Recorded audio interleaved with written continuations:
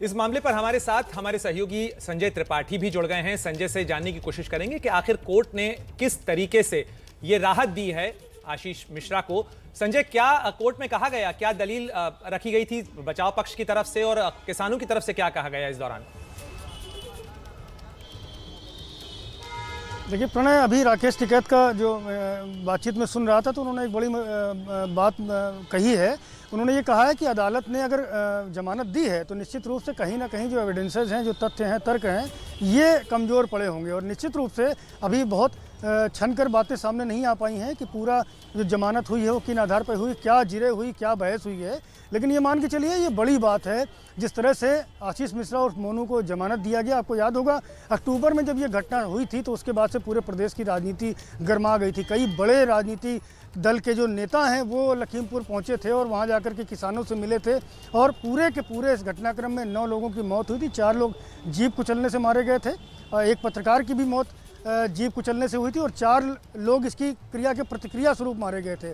और अभी कुछ समय पहले चूँकि सुप्रीम कोर्ट ने इसमें SIT बना करके जांच करने के निर्देश दिए थे। SIT ने अभी पिछले महीने की बात है जब SIT ने अदालत में ये रिपोर्ट दाखिल की थी कि ये गैर आत्महत्या का मामला नहीं है, ये महज दुर्घटना नहीं है, बल्कि सोची समझी साजिश का मामला है। और 304 जो धारा गैर आत्महत्या की थी उसको हटा करके 302 में तरमीम कर दिया गया था। मान लिया गया था कि हत्या का ही पूरा मामला था और षड्यंत्र रचा गया था इस पूरे घटनाक्रम के पहले। लेकिन आज जिस तरह से इस पूरे मामले में जमानत मिली है तो ये मान के चलिए कि हाईकोर्ट ने अगर जमानत दी है तो तथ्य, सबूत, तर्क, इन आधारों पर राहत मिली है। और ऐसे जो चीज़ें हैं ये पुलिस की, SIT की और विवेचना जो भी हुई है वो जो 5000 पन्ने की चार्जशीट दाखिल की गई थी तो बहुत सॉलिड एविडेंसेस नहीं उसमें है। उसी आधार पर ये मान के चलिए कि जमानत दी गई क्योंकि हाई प्रोफाइल केस था।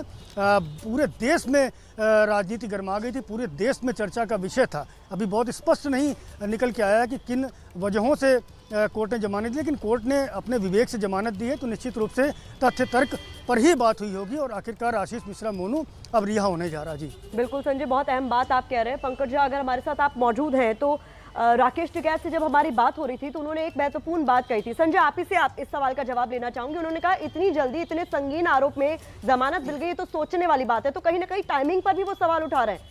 आज चुनाव है, आगे भी चुनाव चलते रहेंगे, तो टाइमिंग पर भी कहीं ना कहीं सवाल उठ रहा है। देखिए वो टाइमिंग पे सवाल भले उठा रहे हो लेकिन ये अदालत का फैसला है, इसका सम्मान सभी को करना चाहिए। हाईकोर्ट ने अगर जमानत दी है तो निश्चित रूप से जो फैक्ट्स उनके सामने रखे गए होंगे, जो एविडेंसेस उनके सामने रखे गए होंगे, जो बहस हुई होगी, निश्चित रूप से मान के चलिए कि उसमें कहीं ना कहीं जो बचाव पक्ष है उसकी कमजोरी रही होगी, सही से चीज़ें नहीं सामने ला सके होंगे, हाईकोर्ट संतुष्ट नहीं हुआ होगा और लगातार जमानत की अर्जी दाखिल की जा रही थी, तारीखें पड़ रही थी। और ये बता दूं कि 14 पूरे जो आरोपी हैं उनमें से अभी सिर्फ आशीष मिश्रा को ही जमानत मिली है। तो टाइमिंग पर सवाल उठा रहे हैं वो अलग विषय है, लेकिन ये हाईकोर्ट कोर्ट का जो डिसीजन है वो किस तरह से चीज़ों को लेता है। जी प्रतिमा।